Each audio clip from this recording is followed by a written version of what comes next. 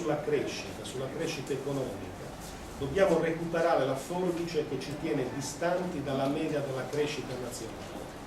Il Partito Democratico, per ottenere questo obiettivo, deve essere capace di coinvolgere la politica, le parti sociali, le organizzazioni dei cittadini, le università. Il Partito Democratico deve avere la capacità e la volontà di aprirsi e chiedere un contributo di partecipazione di idee per la costruzione di un progetto di cambiamento della nostra società. Noi partiamo dal nulla, non partiamo dal nulla. È un progetto che noi abbiamo iniziato con determinazione nella passata legislatura dal centro-sinistra guidato da Renato Soru. Non possiamo permetterci il lusso di liquidare quell'esperienza, lo voglio sottolineare. La politica delle entrate, le battaglie sulla servitù, sulle servitù militari, il governo del territorio, un'idea di sviluppo basato sull'innovazione e la ricerca, la responsabilità come base dell'autogoverno, l'avvio delle riforme istituzionali e settoriali. Per riprendere questo percorso serve un partito forte e autorevole e unito. Questa è la sfida difficile che deve vincere il Partito Democratico Sardo. Difficile perché fin dalle primarie del 2007 il Partito Democratico è sempre stato diviso. Divisione che ha attraversato verticalmente il partito fino a coinvolgere e a condizionare le scelte di governo e dello stesso Consiglio regionale, conducendoci, come sappiamo, allo scioglimento anticipato della legislatura. Abbiamo trascorso quasi 2 anni più impegnati sul conflitto interno che non su una prospettiva di governo per la Sardegna. Anche questa è una causa, forse una delle più determinanti, della sconfitta alle ultime regionali. Ora a nessuno è permesso di attardarsi ancora a rimestare su quanto accaduto. Dobbiamo guardare al congresso e andare avanti. Certo, non possiamo far finta di non sapere che le divisioni non fossero legate a modi diversi di interpretare la politica, il ruolo dei partiti e delle istituzioni. Tuttavia siamo obbligati ad andare oltre, altrimenti c'è il rischio concreto che il PD non riesca a svilupparsi e a crescere. Per evitare che ciò accada dobbiamo porci 2 obiettivi. Il primo, quale progetto per il futuro della Sardegna, il secondo, quale partito per realizzarlo. Il progetto, come ho tentato di dire, seppure schematicamente, deve essere imperniato sulla modernizzazione e sulla crescita. Un progetto per i giovani, per le donne, un progetto che parte dall'esigenza di far lievitare il livello di istruzione, riprendendo alcune intuizioni della passata legislatura, migliorandole e investendo risorse in questa direzione.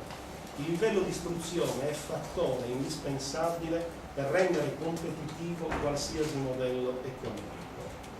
Un progetto da costruire stando più attenti alle proposte delle organizzazioni sindacali, delle associazioni delle imprese, piccole e grandi, in tema di infrastrutture materiali e immateriali, di politica del credito, di politica fiscale, di politica energetica, di sicurezza nel lavoro, di welfare locale, capace di reggere l'urto della crisi e orientato al futuro, in particolare ai giovani. Un modello di sviluppo equilibrato tra industria, agricoltura e servizi. Voglio solo ricordarvi e ricordare a noi tutti che in Sardegna noi abbiamo una situazione particolarmente drammatica. In Sardegna i redditi da lavoro dipendente sono più bassi della media nazionale del 18%. I redditi da pensione INPS in Sardegna sono mediamente di 614 euro mensili, la media nazionale di 795 euro.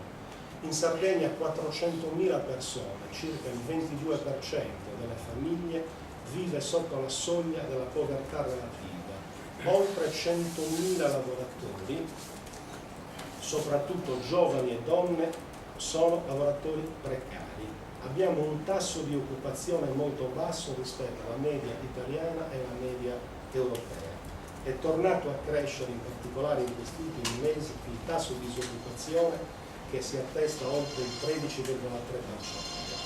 Ho voluto richiamare questi dati perché la nostra elaborazione progettuale deve dare opportunità di riscatto alla parte più debole della Sardegna. Il progetto del PD deve guardare innanzitutto a questo insediamento sociale, deve guardare e dare risposta alla parte più debole della società.